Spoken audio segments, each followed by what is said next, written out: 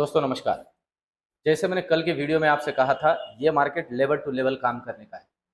और जिस दिन आप सोच रहे हो, जिस दिन रिटेल इन्वेस्टर सोच रहा हो कि मार्केट गिरेगा, उस दिन नहीं गिरेगा। आज दिन भर मैंने जैसे कहा था 42,000 के लेवल को होल्ड करते हुए ही निफ्टी, बैंक निफ्टी ने खास करके, और निफ्टी के अंदर भी कुछ बहुत ज़्यादा उठापटक हमने नहीं देखी। अब ये तो हुई आज की बात, पर मैं आपकी जानकारी के लिए बता दूं, पॉसिबिलिटी है जिस दिन हम सोच नहीं रहे हैं कि आज मार्केट के अंदर कुछ खास बवाल हो सकता है, उस दिन बवाल होगा। इस बात को ध्यान में रख के चलिए। ऐसे नहीं कि ये कोई प्रेडिक्शन है, पर एक छोटी सी बात आपके सामने रखी। और एक छोटी सी बात जोड़ दूं दोस्तों, आज के वीडियो के शुरू में ही एक सेक्टर अच्छा खासा पिट रहा है अभी, और वो सेक्टर है आईटी सेक्टर। दोस्तों एक छोटी सी बात यहाँ मैं जोड़ दूं, आईटी सेक्टर के अंदर जो अभी हम देख रहे हैं इतनी सारी गिरावट, या हम कह सकते हैं कि एक डाउन ट्रेंड, बहुत से लोग ऐसे कह रहे हैं कि अभी आईटी सेक्टर और गिरेगा, और ज्यादा दिक्कतें होगी, और प्रॉब्लम क्रिएट होगा। एक छोटी सी बात मैं आपसे कहूं दोस्तों, अभी जो रिजल्ट हम देख रहे हैं ना, इन रिजल्ट की वजह से आईटी सेक्टर की कंपनियों के अंदर हम एक डाउन ट्रेंड देख रहे हैं।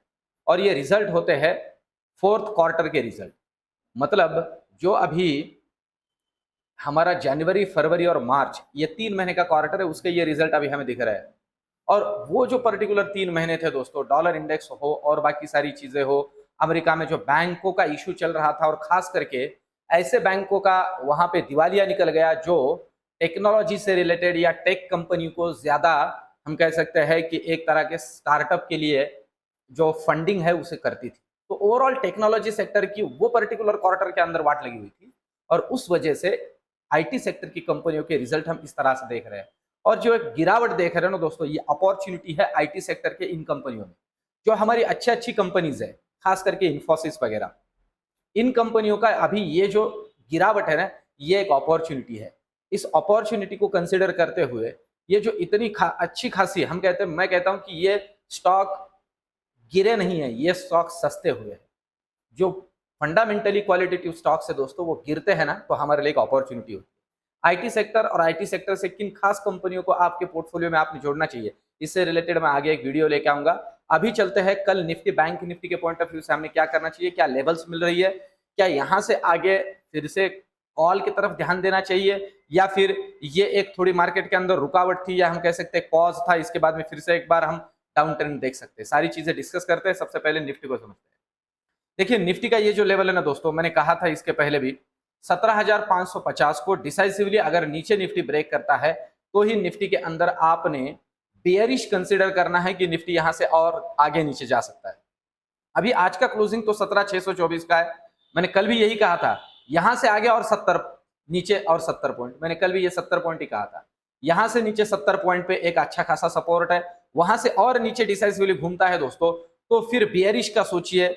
और जो इसमें भी सबसे पहली बात एक अच्छी से ध्यान में रखिए कि ये जो लेवल है 17,550 को डिसाइसिवली क्रॉस करता है, तो नेक्स्ट जो निफ्टी के अंदर हमें सीधे दर्शन होंगे दोस्तों, वो होंगे, आपकी जानकारी के लिए बता दूं, 17,470 के पहले, और उसे भी डिसाइसिवली ब्रेक कर देता है तो 17,300, यहां तक के निफ्टी के अंदर हमें लेवल्स दिख सकते हैं। इस बात को अच्छे से ध्यान में रखिए। अब ऊपर की बात अगर हम करते हैं दोस्तों, तो अभी एक रेजिस्टेंस के ऊपर से ही निफ्टी घूम गया है।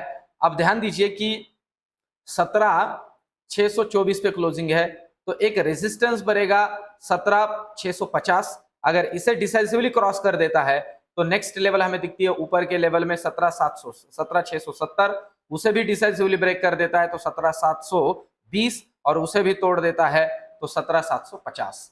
इन लेवल्स को ध्यान में रख के काम करें दोस्तों। फिर से मैं कहूं, जब तक हमारा इंडिया विक्स 15 से ऊपर नहीं निकलता है, या एक ही दिन में उसके अंदर 7, 8, 10% का उछाल नहीं मिलता है, हमें मार्केट के अंदर एक बड़ी लेवल्स नहीं मिलेगी। इसी तरह से छोटे छोटे प्रीमियम पे काम करना पड़ेगा। तो निफ्टी की इन लेवल्स को ध्यान में रख के काम कीजिए। अभी बैंक निफ्टी देखते हैं। देखिए दोस्तों, बैंक निफ्टी के बारे में तो मैंने कल भी कहा था कि बैंक निफ्टी एक अच्छा खासा बियरिशनेस शो नहीं कर रहा है। तो मतलब खींच के उसको ऐसे कंसिडर नहीं करना है कि अब ये गिरेगा आज, क्योंकि इतने 3 दिनों से निफ्टी गिर रहा है पर बैंक निफ्टी तो नहीं गिर रहा है, तो अभी आज गिरेगा। ऐसे नहीं है दोस्तों। मैं फिर से कहूँ, बैंक निफ्टी में कुछ भी निगेटिव नहीं है, तो बैंक निफ्टी क्यों गिरेगा। तो अब देखिए, यहाँ फिर से 42,270 की जो लेवल है उसे होल्ड किया है, जो कि कल के भी लेवल के ऊपर है। अब यहां से आगे ऊपर का जो रेजिस्टेंस बनता है वो है 42,370। अगर 42,370 को डिसाइसिवली ऊपर निकाल लेता है बैंक निफ्टी, तो आपके जानकारी के लिए बता दूं डायरेक्ट दर्शन होंगे 42,500 के, 42,500, 570। वहां से 200 से 250 पॉइंट का मूवमेंट अपवर्ड डायरेक्शन में बहुत अच्छा मिलेगा बैंक निफ्टी के अंदर। नीचे के लिए आप कंसिडर करके चलिए, सबसे पहला सपोर्ट बनेगा ये लेवल और ये लेवल, फिर से वही है 42,170 और फिर 42,070, ये 100 पॉइंट आप ध्यान में रख के चलिए दोस्तों। ये अगर डिसाइसिवली काट देता है ना तो फिर नीचे निकलेगा, और खास करके 41,970 को नीचे क्रॉस करने दीजिए तो 41,800 के दर्शन हो जाएंगे। तो ये लेवल टू लेवल ही काम कीजिए और स्कैल्पिंग कीजिए दोस्तों। 10-10, 20-20, 30-30 रुपए के प्रीमियम के लिए काम करें, और दिन भर में अगर आपका काम दोपहर के 11 साढ़े 11 बजे तक हो जाता है, 2-3 पॉजिटिव ट्रेड, तो निकल जाइए, आपका मार्केट नहीं है, मार्केट आपके लिए खत्म हो चुका है। तो अब चलते हैं ऑप्शन चेन की तरफ। देखिए ऑप्शन चेन की अगर हम बात करते हैं तो नेक्स्ट एक्सपायरी के पॉइंट ऑफ व्यू से निफ्टी के अंदर आप देखते हो 17,700 के अंदर अच्छा खासा कॉल राइटिंग हुआ है, वही 17,700 के अंदर पुट राइटिंग भी हुआ है। 17,700 कॉल राइटिंग भी हुआ है, 17,700 पुट राइटिंग भी हुआ है। अभी 17,700 पे आप कंसिडर कर सकते हो कि मार्केट के लिए एक रेजिस्टेंस भी रहेगा। ये जो 17,600 से 17,700 की रेंज है, ये रेंज निफ्टी पकड़ के चल सकता है या इसी रेंज के बीच में खेल सकता है कल के लिए। पर दोस्तों एक छोटी सी बात मैंने आपसे कही है, जिस दिन हम ना सोच रहे हो उसी दिन मूवमेंट मार्केट में आती है नॉर्मल। इस बात को भी पक्का पकड़ के चलिए, और लेवल्स अगर ऊपर या नीचे ब्रेक होती है ना तो बड़े ट्रेड लीजिए, तब तक छोटे छोटे ट्रेड में ही काम कीजिए। और साथ ही साथ अगर देखते तो 17,600 आप देख सकते हो यहाँ अच्छा खासा पुट राइटिंग है, तो मतलब 17,600 बनेगा सपोर्ट और 17,700 बनेगा रेजिस्टेंस, इसके बीच में खेलेगा, प्रोबेबिलिटी ये लग रही है। अब देखते हैं बैंक निफ्टी का डेटा। बैंक निफ्टी के डेटा को अगर हम समझते हैं दोस्तों यहाँ पे, तो बैंक निफ्टी नेक्स्ट एक्सपायरी 27 अप्रैल का एक्सपायरी अगर हम यहाँ देखते हैं तो बैंक निफ्टी में कुछ खास कॉल राइटिंग या पुट राइटिंग का डेटा हमें नहीं दिखता है।